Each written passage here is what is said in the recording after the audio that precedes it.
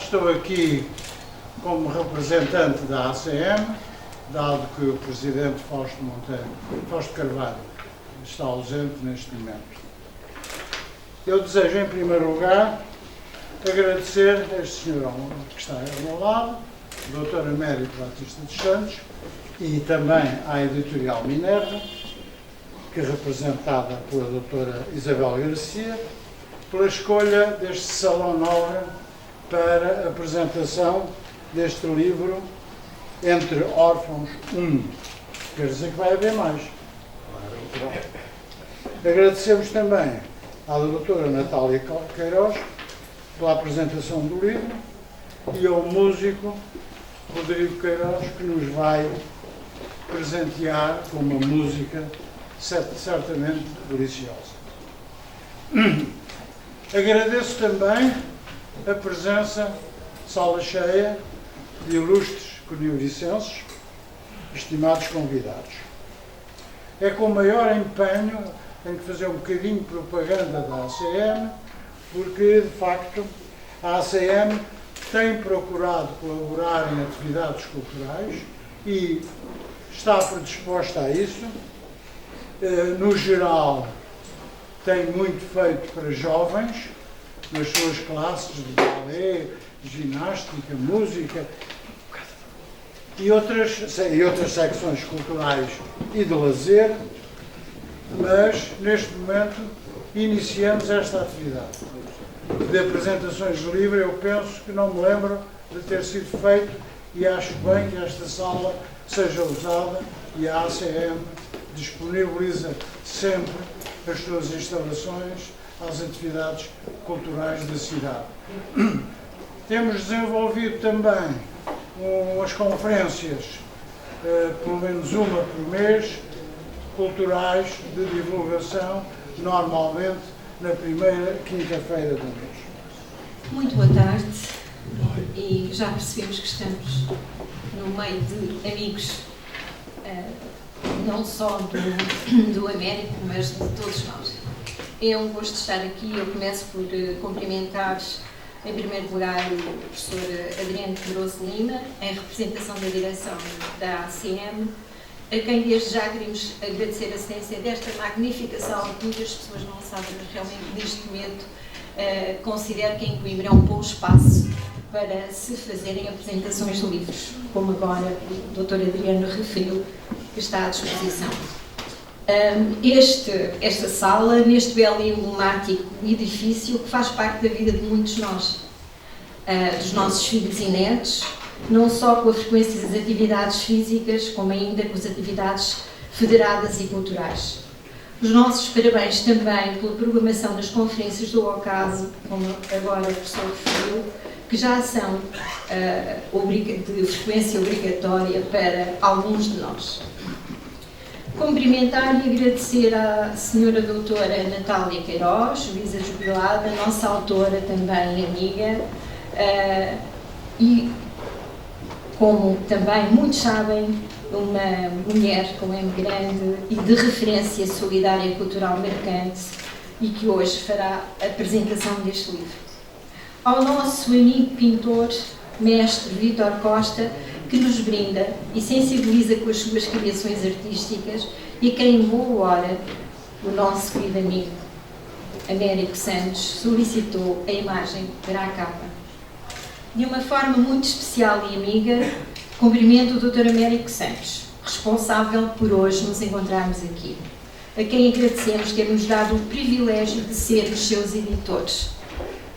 Somos amigos desde há longa data, mas há muita coisa sobre o Américo Santos, também juiz jubilado, que só quando publicámos este seu livro com o currículo. Como podem ver, é muito pequeno o currículo do Dr. Américo Santos. É que nos apercebemos da grandiosidade, não só a nível profissional, como também a nível solidário e humano. Uma palavra de agradecimento devido ao Dr. Rodrigo Queiroz, exímio e talentoso violinista, a quem agradeço desde já o momento musical que seguirá. Uma palavra de especial apreço também ao Linda Maia, que tem aturado o autor e me tem aturado também. Muito obrigada. Uma saudação muito especial à família do autor, à sua esposa, a doutora Maria Alice, e aos netos Mariana e João Miguel, e à restante família, obviamente.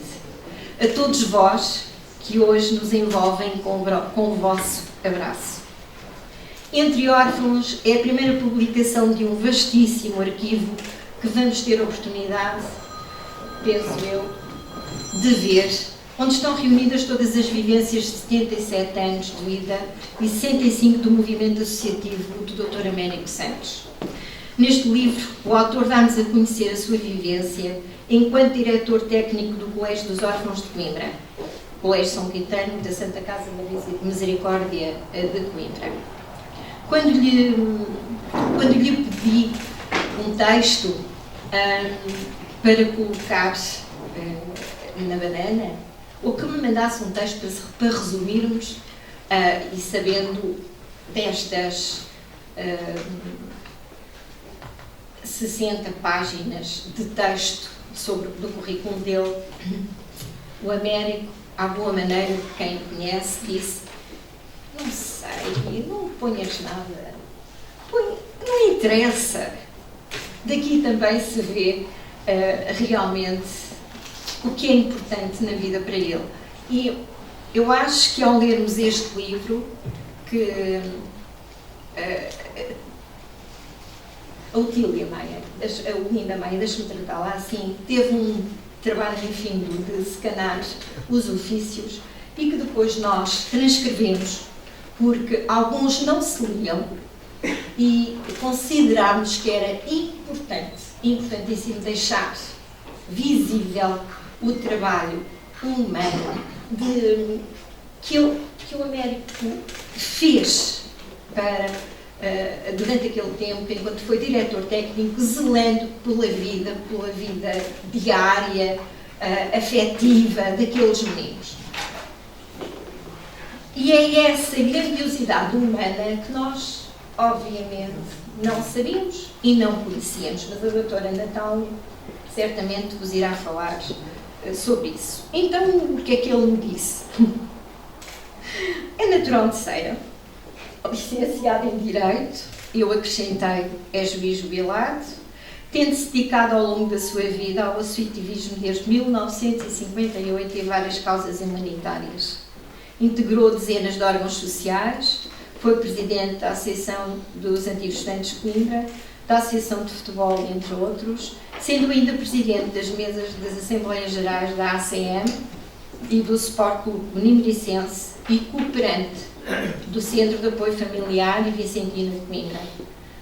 Isto foi apenas o que ele nos quis dizer, mas, como já percebemos, há muito mais que se diga sobre o Américo Santos. Eu queria só dizer-vos alguma coisa sobre a doutora Natália Queiroz. A doutora Natália Queiroz também é conhecida da maior parte de nós, mas eu gostava de dizer brevemente que nasceu em Lisboa, radicou-se em Coimbra desde há longa data, é licenciada em Direito e ingressou a seu tempo na Judicatura Judicial, funções de que agora se encontra jubilada. Independentemente das várias tarefas e funções que teve, desde sempre, a necessidade de escrever, não só poesia, faz parte da vida dela, compulsivamente. Cumprindo tal exigência, tem vindo, após a jubilação, a tentar materializá-la. E desta forma, e também porque as crianças e a juventude são o terreno que entendo dever dar-se particular atenção na formação literária da língua pátria, começou por, num período de 5 anos, em regime de por voluntariado, com a participação de alunos do Colégio dos Órfãos de São Caetano, a criar e manter um pequeno jornal, o Colégio, cujos modestos donativos revertiam, naquela altura, a favor daqueles. Em simultâneo, durante o ano 2005, colaborou com a Antena 2 no programa Sarabanda da Responsabilidades de Lima, com a rúbrica Máscaras Crónicas sobre assuntos odiernos de vária índole. Entretanto, e sentindo desde sempre o teatro como outro meio privilegiado da cultura e a inserir na formação de jovens, em princípios de 2004 criou, com o apoio do município de Cantanhede, o Grupo Teatro Infantil, na Biblioteca do município, da qual resultou um total de 32 peças, 33 da sua exclusiva criação e as restantes adaptadas, que nós, Edições Minerva Coimbra, tivemos o privilégio já de publicar 2 volumes. Em novembro de 2010, a Câmara Municipal editou o seu primeiro volume, Brincando ao Faz de Conta, e em 2011 a autora editou o seu primeiro volume de poesia, Um Gado de Petrarca, e em novembro de 2012 publicou Contos Mágicos. Posteriormente, estes 2 livros também foram publicados por nós, e posteriormente publicou Brincando ao Faz de Conta 1 e Brincando ao Faz de Conta 2. São estas 2 pessoas que hoje temos aqui que vão ser, de alguma forma, as estrelas. A estrela maior é o Américo, sem dúvida nenhuma, mas também temos a doutora Natália Queiroz, que são de uma grandiosidade solidária e humana, que nos faz bem termos à nossa volta. Muito obrigada a eles, muito obrigada ao ACM, muito obrigada ao Vítor Costa e a todos vós por hoje nos acompanharem no lançamento deste primeiro livro, Entre Órfãos. Obrigada.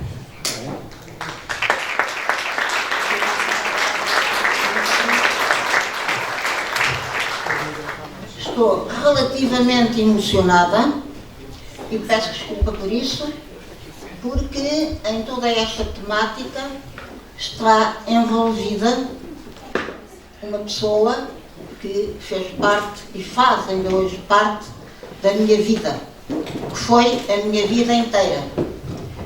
Chamou-se José Ferreira Gomes. Foi aluno do Colégio dos Órfãos, não dos alunos de São Caetano, ou do Colégio de São Caetano, em 1930. Ficou órfão por essa altura e, como ele, outros nessa altura foram efetivamente os órfãos daquela época.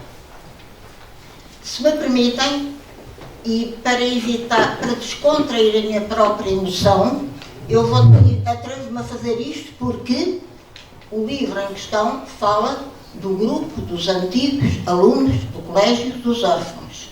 Portanto, não estou a devassar nem a ultrapassar as dimensões do autor, do Américo Santos. Ele próprio os refere. E os refere positivamente. E nem podia deixar de ser de outro modo. E eu sou o último elemento dessa baforada de gente. Ou seja, eu é que já sou velha como o trigo.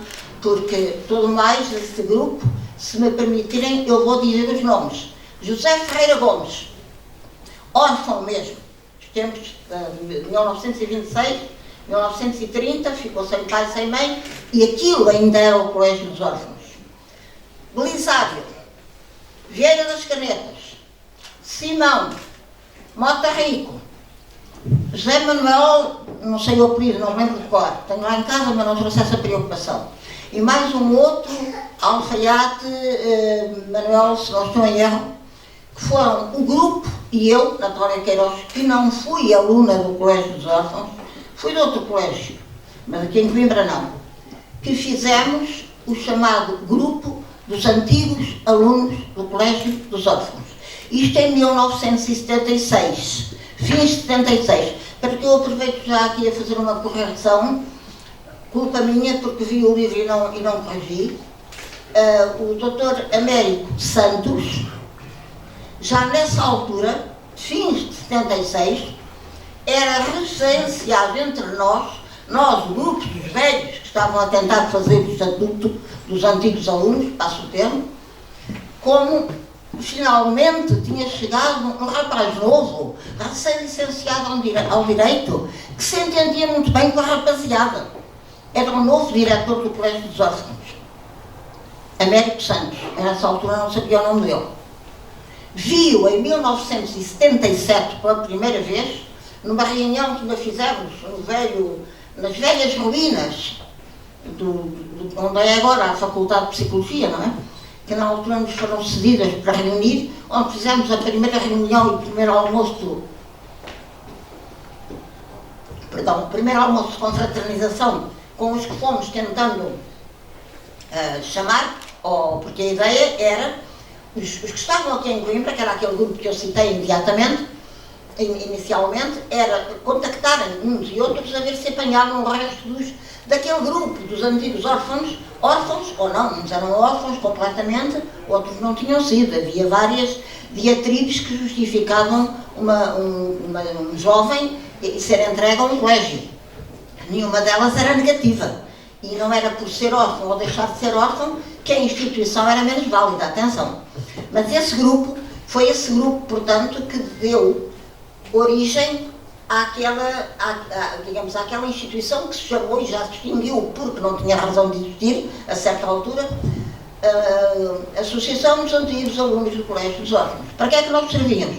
Não fizemos nada de especial para o colégio, como fez depois o diretor, isso era outra conversa. Fizemos apenas isto. A ideia era uma almoçarada por ano, uma festa, uma missa, muitas cantorias, todos celebravam, olha aquele que entrou no Natal, olha, e depois falavam as alcunhas uns para os outros. E juntarmos com as nossas cotas um pequeno pecúlio para anualmente se estabelecer um prémio de bom comportamento aos alunos dessa época do colégio que tivessem um desempenho merecedor, não é?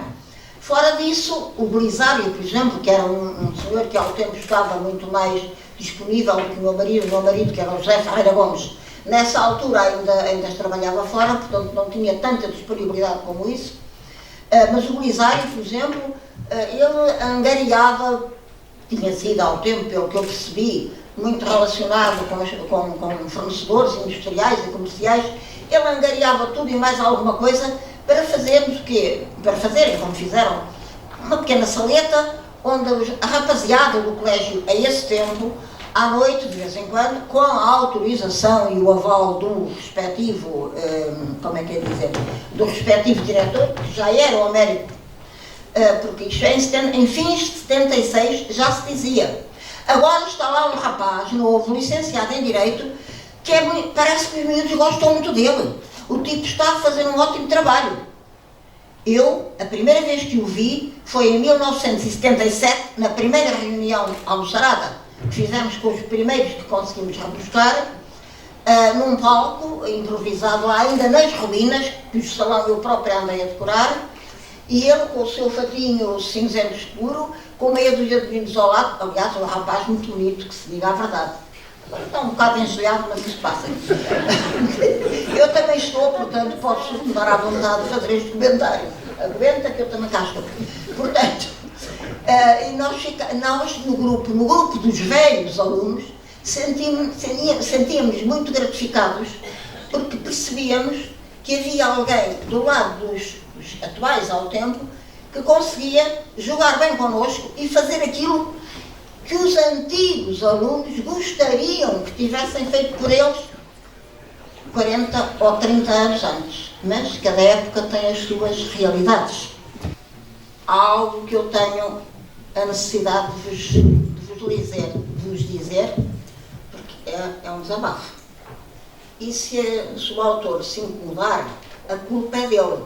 Porque a primeira vez que eu ouvi este poema, e eu vou dizer só 3 estrofes, senão vocês levantavam-se e fugiam, isto é enorme, a culpa foi dele, que me convidou para uma jantarada, aqui em 2001, em que eu conheci este poema pela primeira vez. Não tenho mais a ser o culpado, quer queiras, quer não. Então lá vai, quer-te como quer ao lar e à luz, porque não sou ovelha do rebanho, nem vendi ao pastor a alma e a grei. E onde não houver mais do que um redil, tu és a minha pátria e a minha lei. Gerou-te lentamente com revolta e dor a consciência dos escravos. Renasces mais perfeita a cada dia. E sempre, com a dor cruel dos escravos, dá-te de novo à luz a humanidade. Querem mãos assassinas sepultar-te nas entranhas maternas. Em vão. Virás como a torrente desprendida, porque és o sopro e a lei da criação, e não há força que derrube a vida. Já todos conheceram, são 3 estrofes de um poema enorme, complicadíssimo, do nosso amigo já em produção. Ouvi este poema pela primeira vez num jantar que me convidou o Dr. América no outono de 2001. Não sei onde foi, já sei que é um salão grande, não sei a propósito de quê, não sei se da comunicação social, não sei qual era a emenda, mas sei que nunca mais esqueci o poema. Aliás, já o declamei por inteiro, que é uma coisa que nunca mais acaba. Ora bem, porquê isto? Porque eu acho que a cultura merece algum realce. E, portanto, só para falarmos de desgraças e orfãozinhos e não sei o quê, não vale a pena estar aqui. Isso vai continuar a existir, ou melhor, não vai, porque nós fazemos que não vá. Nós tentamos que não vá. Por outro lado, eu acho que o tema, a liberdade, tem tudo a ver com o nosso autor. Eu sei que a solidariedade será o perigo, mas não é facilmente ser solidário sem liberdade. E ao que conheço do Américo, ou estou muito enganada, ou a liberdade não lhe passou ao lado. Pronto, eu peço desculpa desta intervenção, e então agora vamos lá ver, relativamente aos nossos percursos. Eu ainda não entrei na questão do livro, reparem. Eu vou tentar, não há ninguém com um saco de tomates, pois não? Pronto, também. Eu vou tentar ser breve. Eu conheci o Américo, portanto, com os meninos ao lado nesse outono de 1976, ou no máximo na festa de 77, não sei bem. Mas é aleatório. Depois nunca mais o vi, porque ele estava no colégio e eu estava da outra banda da cidade. Eu era funcionária da Segurança Social, responsável pelos serviços jurídicos. Ele estava na vida dele. O meu marido andava para fora. O tal grupo reunia-se uma vez por ano para fazer uma festa. E eu não tenho aquela oportunidade. Mais tarde, engravidei, tive o meu filho, graças a Deus. O meu filho, que por azar nasceu com a pancada dos artistas, é só mais um, foi para a área da música, como o pai já era, porque o pai foi o organista da Rainha Santa durante cerca de 70 anos, foi todos os casamentos em Coimbra, depois mais tarde fez o curso de música e acabou por dar aulas no liceu e no conservatório. Foi assim que acabou o tal José Ferreira Gomes, o órfãozito, não é? Foi daqui, o órfão mesmo do colégio de órfão. E, portanto, nós não nos encontramos. Mais tarde, aí por volta de, não sei ao certo, 76, 78, por aí, o Rodrigo já tocava violino no palco. A minha prima Lucinda Ferreira, que ao tempo também andava por aí, por lá, sempre a promover eventos gratuitamente, mas do ponto de vista cultural, pediu, de vez em quando pedia para ele ir tocar a dado lado. E então pediu para ele ir tocar, eu, o Rodrigo, ao Cati, a uma festa de Natal, suponho eu. E pela segunda vez eu vi o Dr. Américo no palco, nem sequer fomos apresentados no palco à distância. Pronto, ou seja, os nossos caminhos não se cruzavam. Eu estava na Segurança Social do lado de lá, ele estava no colégio do lado de cá. Eu só vinha ao lado de cá, nas festas do colégio, com aquele almoço anual, e isso não tinha nada a ver diretamente com a direção do colégio. O livro tem lá tudo. Se quiserem fazer o favor de ler o prefácio, está mesmo lá tudo. O que está em causa não é a alma do escritor. O que está em causa é toda uma ação. Porque a alma do escritor ali, com a verdade nua, simples e pura, sem pedâncias, é simples. O que há é um acervo de comunicações, de ofícios escritos a exigir ou a sugerir determinadas medidas, no fundo a documentar determinadas necessidades que deixam transparecer aquilo que o diretor do colégio queria para as suas crianças. E isso eu digo no prefácio. E o livro diz tudo. Mas se não é um prefácio, é aquilo que eu chamo de solidariedade atuante. Portanto, não me interessa a conversa, interessam-me os factos. Se não era um prefácio, eu posso lê-lo rapidamente, para vocês me despacharem daqui, senão corra algum risco. Pediu-nos o autor um prefácio para este seu trabalho.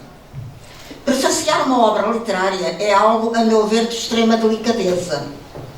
Maiormente, se a obra é essencialmente um acervo de memórias documentadas oficinalmente, intercaladas de algumas páginas de prosa explicativa da correspondência oficial e um brevíssimo preâmbulo. A exiguidade da escrita e a minha inexperiência em tal tipo de trabalho levar-me-ia a nem sequer tentar. Contudo, conhecendo o autor e algo da sua dinâmica associativista e humanitária, a par de alguns factos por ele referidos, fácil me é perceber não só a essência dos relatos, como a importância do brevíssimo, mas rico intercâmbio com os antigos órfãos. Daí me atreva.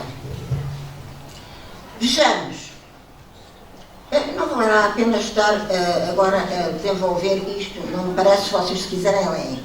A certa altura, que dizer-vos impõe-se analisar literalmente forma e conteúdo, deste aparentemente singelo opusco. Forma literária, quanto ao conteúdo, são memórias que eu não posso sindicar. Quanto à forma literária, eu vou dizê-lo. Simples, clara e objetiva, na introdução como nos ofícios. Fora de dúvida que o senhor diretor técnico sabia escrever ofícios, por vezes com laivos de estilo epistolar, mas sempre claro e objetivo. Condício sine qua non para uma escrita correta. Quem dera que a comunicação escrita dos nossos serviços públicos tivesse este nível. Conteúdo. Por conteúdo, temos a ação imanente documentada nos ofícios e nas páginas que os intercalam. E aí as tricas hierárquico-administrativas e as acutilâncias tão comuns onde quer que alguém se atreva a pôr por escrito, perceptíveis de alguns ofícios e páginas intercalares, constituirão verdadeiro tabu na nossa apreciação. Isto é claro, ou seja, eu não tenho que opinar a nenhum nível sobre tricas certas, tricas erradas. Quem lá estava é que geria o barco, é que tinha que resolver o problema. Eu não tenho que me pronunciar sobre isso, não é a literatura.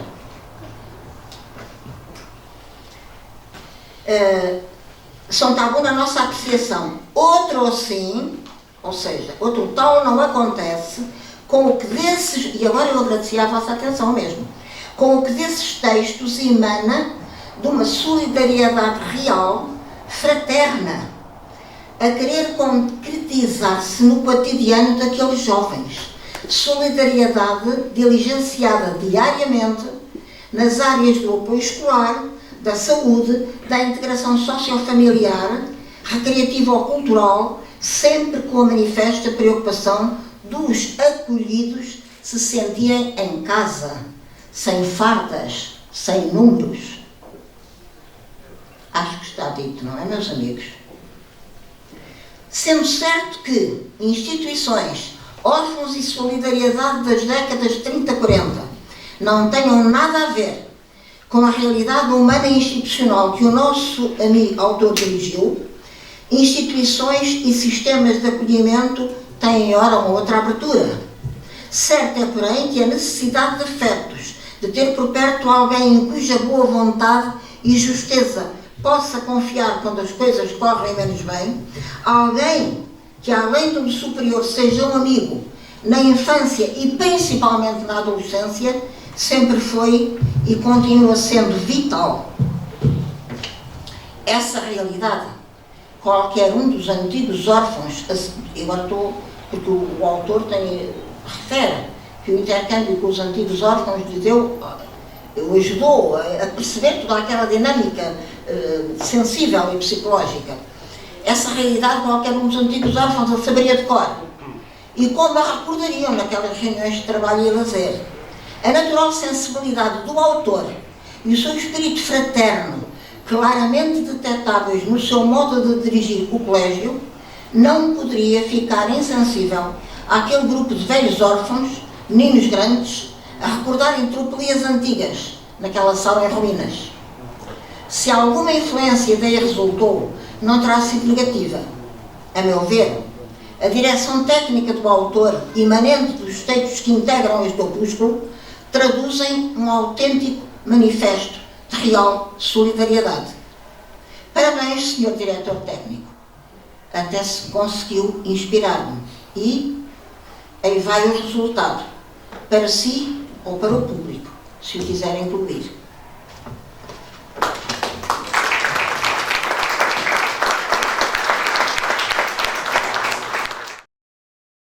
Não é todos os dias que acontece este tipo de trabalho, este tipo de publicações.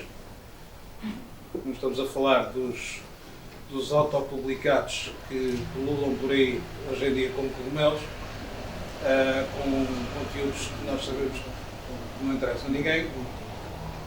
Vou começar com um prelúdio de uma sonata para violino solo de Johann Sebastian Bach, que funciona como uma espécie de uma grande abertura solene, sendo que para violino solo não é o mesmo efeito de uma grande orquestra, mas o compositor tentou que assim soasse, apesar de ser só um violino sozinho.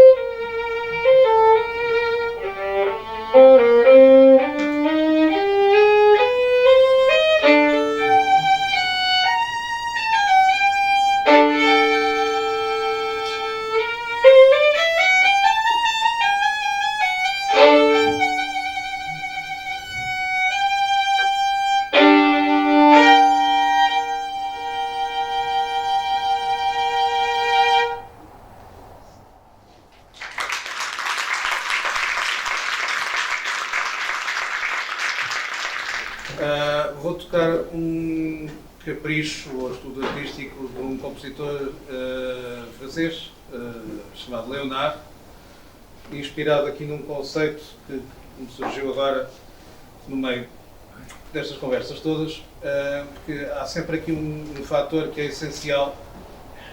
Nada acontece sem o contraditório ou sem uma interação entre duas partes. E, portanto, é preciso que haja sempre o outro lado ou, digamos, uma reação à nossa ação. É por isso que as coisas se fazem, não é? Aliás, penso que é sobre isso que estamos a falar ao longo da tarde de hoje. Para todas as ações há uma reação, ou quando tomamos uma atitude, é na expectativa também de que isso surta algum efeito. E, portanto, isso funciona, no fundo, como um diálogo, e neste caso, um dueto. E então, agora lembrei-me, e vou tocar esse capricho, porque esse capricho tem como subtítulo dueto. Qual foi a intenção do compositor? A intenção do compositor foi tentar simular um dueto com um só violino a fazer a parte de dois violinos em simultâneo. A ideia é tentar convencer-nos que são dois violinos que interagem, se fecharmos os olhos, tentar enganar, no bom sentido, o público e dar a sensação de que é um dueto de violinos que estão a interagir, sempre à altura classe 3 e por aí em diante. Espero que gostem.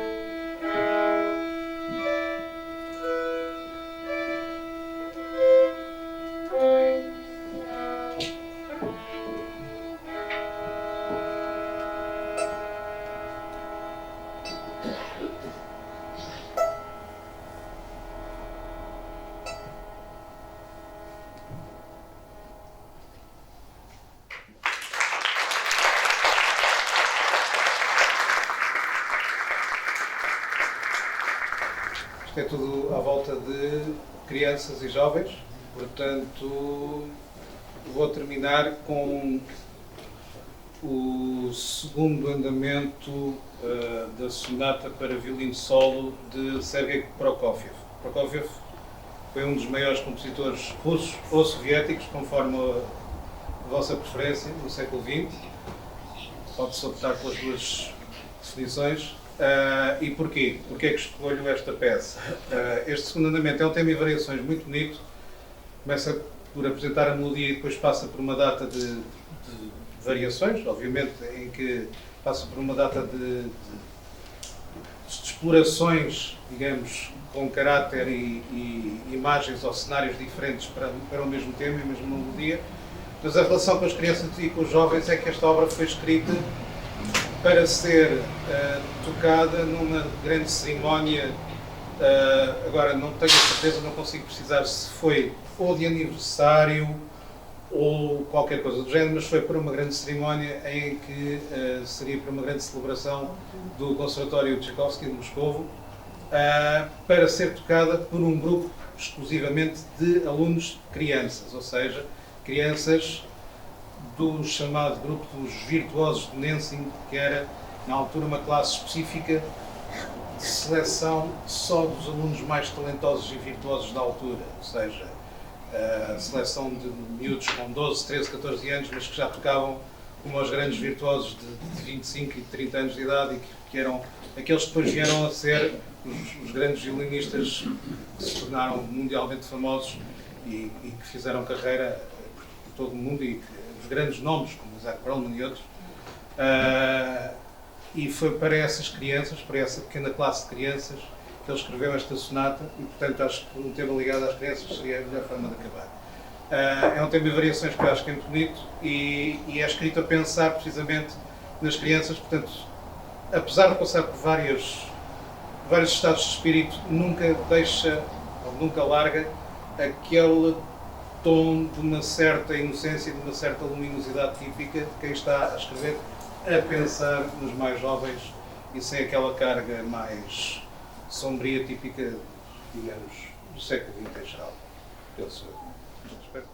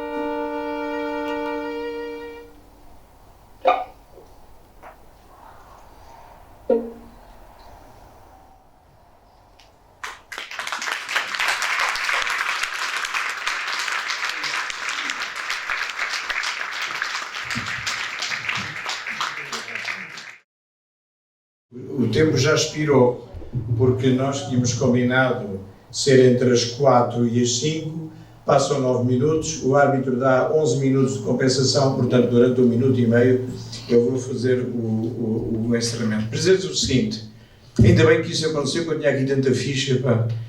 E vou ser muito breve a dizer o seguinte, aqui à minha esquerda eu tenho o Adriano Pedroso de Lima, mas é bom que se diga que este rapaz que está aqui, com este aspecto assim que vive do campo, não é? Num parolo da aldeia, foi professor associado de Física da Faculdade de Ciências e Tecnologia da Universidade de Coimbra e teve dezenas de trabalhos publicados em revistas científicas de todo o mundo, da física nuclear aplicada e também na estrutura dos efeitos em metais, semicondutores, plásticos, etc. Pronto. Mas, sobretudo, ele está aqui porque ele é o responsável cultural da ACM e falou nas conferências. Já tive o prazer de participar em algumas, nem em todas. Sei que ultimamente houve uma que foi magnífica sobre as mulheres, da Graça Carvalho. Não pude estar presente, que estava ausente. Naturalmente, só que estava ausente, não estava presente. Mas foi uma grande honra ter esta mesa constituída. Também por o Vítor Costa. O Vítor Costa é um artista, é especial falar nele. É um despropósito de falar no Vítor Costa. Se alguém quiser apresentar o Vítor Costa, diz que parou que ele quer apresentar o Vítor Costa, não é? A Natália é uma peça do museu, mas museu vivo, não é? Museu vivo. Ela despistou-se um bocadinho, mas fez bem até, não é? Porque assim deu aso a que a gente depois estabelece esta música de Rodrigo. Foi uma coisa. Olha, valeu a pena. Nem que não houvesse mais nada nesta tarde, mas sabem que o Rodrigo tem, eu vou contar-vos uma coisa, é filho da Natália. Mas ele também é filho do Zé Freira Gomes. O Zé Freira Gomes, que foi, além de tudo isso, na antiga Aluno de Orfãos, foi pedagogo, professor, músico, compositor, maestro. Ele foi aluno dos meus filhos e professor dos meus filhos e é responsável, fica-se a saber, Natália, pelo facto da minha filha a esta hora estar a ensaiar o coro de Sines, porque ela, apesar de ser engenheira mecânica, foi fazer uma parte do conservatório. Isto porquê? Porque foi aluna do Zé Freira Gomes. Ora bem, isto eu estou dizendo, e agora já falei na Natália, falei no Vítor, falar também a Isabelinha. Isabelinha, eu tenho muito gosto, eu tenho muita coisa lá para editar, mas não sei se vou conseguir isso, mas se eu morrer antes, vou deixar um pecúlio para que alguém pegue naquilo e publique aquilo. Sobretudo, uma coleção grande de poemas que fiz nos Açores.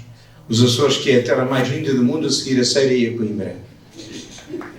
Mas que, de facto, alguns desses poemas já foram ditos várias vezes, em várias sessões culturais e vários locais, e um até está aqui publicado, não é? E eu até podia encerrar com ele, mas não quero estar a amassar-vos com isso. E dizer também o seguinte, a falar em Isabel, a Isabel das edições Minerva não é por acaso, não é uma questão de quem é que faz mais barato, não, quem é que faz com alma. Quem é que faz edições com alma? Quem é que põe nos livros alguma coisa que os transcende? Isso é fundamental. Bom, viu-se que, tal qual como o Medina, o Ministro das Finanças, disse quando foi lá barrotado com a tinta, que havia uma pessoa que estava com ele no IUC, eu vejo que há uma pessoa que leu o currículo. Talvez haja uma razão para isso. Porquê? De facto, isto devia ter começado com aquelas primeiras instituições quando nós iniciámos o movimento associativo. Porquê que não começou com a JOC? Juventude Operária Católica, eu não era pedreiro, nem carpinteiro, nem eletricista, mas era funcionário de finanças, e na altura toda a gente que trabalhasse por conta de outrem podia ser da JOC. O nosso amigo Rui Almeida era jocista, o Vítor Ramos era jocista. Podia começar por aí. Podia começar pela JUC, podia começar pelo Centro Cultural de Ceras, está ali o Arlindo Manuel dos meus estudantes, não é? Porque podia começar por aí, mas porquê os órfãos? Pode haver algumas razões. Uma é esta, eu gostava muito de este livro sair à estampa antes de partirem todos aqueles que fizeram parte daquela geração de ouro, que foi a Associação dos Antigos Alunos dos Colégios Órfãos. A Natália não disse tudo, não podia dizer tudo. Mas o que é certo é que naquela associação fizeram-se coisas maravilhosas. Até um banco solidário se criou. Chamava-se esse banco os que agora podem ou os que agora precisam. Para quê? Para as pessoas que necessitassem de pedir alguma coisa não terem vergonha de estar a estender a mão caridade, mas estar a fazer um pedido de empréstimo para sem juros. Foi, de facto, uma vivência perfeitamente extraordinária. Eu tinha aqui uma série de coisas para vos dizer, mas só para concluir o seguinte: este livro é também uma homenagem àqueles e àquelas raparigas que, em determinada altura, quando lhes foi dada uma oportunidade para subir a escada, subiram a escada até ao topo da montanha. E está aqui a Bernadette, e vou-vos contar uma coisa. Ela e o marido, ela é professora em Lisboa e o marido é médico. E nós fizemos um campo de férias no Algarve. Sim, porque os órfãos também tinham direito a ir para o Algarve. Então, no campo de férias no Algarve, que ia dando lucro. A Santa Casa deu-me 70 contos. Eu quase não gastei dinheiro nenhum daquele dinheiro, porque era tudo à borla. Tudo à borla. Era um pedinchão de caraças, pedir tudo à borla. Mas então, eles estavam lá e nós tínhamos todos os dias tínhamos um título para o dia. Um dia de não sei o quê, e um dia das profissões. E não era o dia em que eles lá estavam, o Bernadette e o António. Mas eu alterei, porque queria que ela falasse sobre os professores e que o marido e meu cunhado falassem sobre os médicos. E nesse dia, tu não te lembras, mas foste à praia falar sobre os professores aos meus meninos todos. E o teu marido foi falar sobre os médicos. O que é certo é que o Carlos Dias foi para professor e o Fernando Luís Saramago foi para a medicina. O que significa que tinha alguma influência as vivências que os nossos meninos tinham. Depois, eu sou muito conflituoso neste livro, como vocês vão ver. Mas era um conflito, como é que eu ia dizer, benévolo.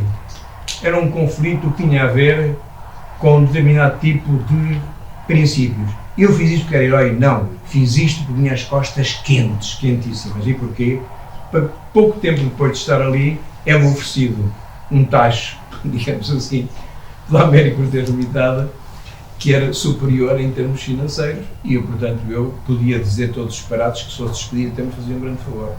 Mas não só não me despediram, como me promoveram de diretor técnico a diretor-geral. O que significa que estas lutas todas que estão aqui emanadas neste livro são lutas que não tiveram nunca nenhum aspecto manicaísta. Não. De um lado estavam os bons e do outro lado estavam os maus. Não. Tinham um aspecto de partilha, chamemos de partilha semi-violenta. E como a minha entidade patronal sabia que aquilo não era por mal, desculpavam tudo. Até o facto de eu dizer aqui no ofício que ia fazer queixa da mesa, que era a minha entidade patronal. Pronto, para vos dizer isso, este livro, Depois, em relação àquilo que está lá para fazer, eu tenho de fazer aqui uns agradecimentos, para além dos autarcas que estão aqui. Muito obrigado aos autarcas que vieram. Alguns vieram tão longe, peço desculpa, foram mal recebidos. Isto foi uma baralhação brutal do que aconteceu ao tio da Isaurinha, alterou-nos um bocado o esquema inicial. Peço desculpa por essa barafunda toda. Mas eu quero agradecer a todos que estão aqui, aos autarcas que vieram de longe, sobretudo, de Meda, de Severo, os presidentes dos de freguesia que estão aqui. Muito obrigado a vocês todos por terem vindo. E quero dizer-vos também o seguinte, nos agradecimentos dos que estão aqui, eu agradeço à Olinda Maia. A Olinda é responsável pelo facto de eu não ter queimado uma série de coisas. Na minha cave estavam 194 dossiês do apoio familiar. Se cada um tivesse 100 folhas, eram 19.400 folhas. Não era possível sublinhar, estar a dizer aquele material. O sótão estava um carregadinho de coisas, reuniões, e eu tinha um vício brutal. Nas reuniões punha tudo que se passava, e punha a cores diferentes. Diziam um a vermelho, diziam a verde, diziam a azul, que era para saber de quem eram. E eu usava mecanismos de identificação para eu saber o que estava lá. Que hoje já posso dizer que eram crimes autênticos. Por exemplo, eu dizia E-E-G-E-B. E-E-G-E-B. Isto quer dizer, este gajo é burro. Mas eu só é que sabia que isso significava aquilo. Ou o contrário. Pronto, todo agradecimento para a Olinda, porque se não fosse ela, muito daquilo tinha sido queimado. Aliás, o forno da Boiça fartou-se de queimar coisas. Tinha de queimar, porque naquelas páginas estavam no apoio familiar, estavam grandes confidências de pessoas, de crimes, de infidelidades. Porque nós, o Centro de Apoio Familiar, falava um bocado como um confessionário leigo. E, portanto, muito obrigado, Luís. Depois, um agradecimento ao professor José Maria Amado Mendes, aqui presente também, que me pediu à frente, porque dedicou viagens no Alfa Pendular a ler isto, em vez de fazer coisas mais úteis, não é? Mas pronto, muito obrigado, Zé. Tu és um bocado também o meu mestre, o meu professor, pá, porque isso é para a vida. Um agradecimento ao Vítor Costa. Muito obrigado, pé. Eu não merecia ter aqui este boneco teu, mas tenho, foi a generosidade tua, pá. Deus vai-te compensar por isso. E agora pronto, não tenho mais nada para dizer. Leiam este livro, nós vamos encontrar-nos. Eu vou publicar aquela história toda, se Deus quiser, porque há coisas lá que valem a pena. Por exemplo, as experiências da Comissão de Extinção da ex-PDGS, Legião Portuguesa LP. Eu tenho que publicar aquilo. Tenho que pedir autorização ao Sr. Chefe de Estado-Maior-General das Forças Armadas e tenho que pedir autorização a algumas pessoas vivas ou aos seus herdeiros. Mas aquilo tem que ser publicado. Nós temos que saber que aquilo aconteceu. É importante sabermos que aquilo aconteceu. Porque, quando não, o Essa de Queiroz continua a ser atual. Não só hoje, mas também daqui a 20 anos. E a gente não quer que isso aconteça. A gente quer que o país seja um país crítico. Um dia destes fiz um artigo no Diário de Coimbra sobre os deputados de Coimbra. 2 deputados, meus amigos, deixaram-me falar. Porque o que eu dizia lá não era para ofender ninguém, mas eu tinha que dizer que Coimbra precisa ter alguém que a defenda por causa dos adiamentos de tudo que são investimentos públicos em Coimbra. Isso é um dado, Sr. Vice-Presidente da Câmara, isso é um dado. Isso é objetivo. Isto não é contra ninguém. Isto é factual. Então, entre Viseu e Coimbra, na mais movimentada estrada, onde morre mais gente, todos os dias morre mais gente, não há dinheiro para uma autoestrada e constroem-se autoestradas onde não passam carros. Então, o Tribunal Central Administrativo de Coimbra é deslocado para Coimbra com o nome de Beiras, num local onde há a mais histórica Faculdade de Direito das Faculdades de Direito de Portugal. Então, como é que isto é possível? Esta luta que está aqui, feita por meninos e meninas, que em determinada altura eram exatamente como os meus filhos.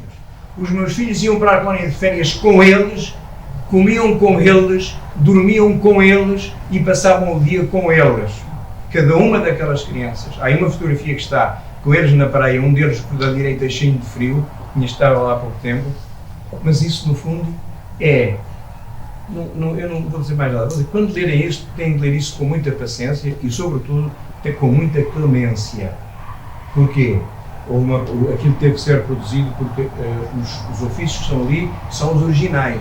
Eu não quis ali nada que fosse texto dito de tudo que está ali está aprovado documentalmente. Ninguém acredita que fosse possível dizer aquilo num documentário patronal. Como ninguém acredita que eu fosse ter com a Inspeção-Geral do Trabalho para ir à minha entidade patronal, ao meu serviço, fiscalizar para nos obrigarem a organizar um quadro. Atenção, mas combinei com eles que não nos iam multar, nem iam multar nenhum, porque eu era amigo deles, atenção, era do meu curso, era gente minha amiga.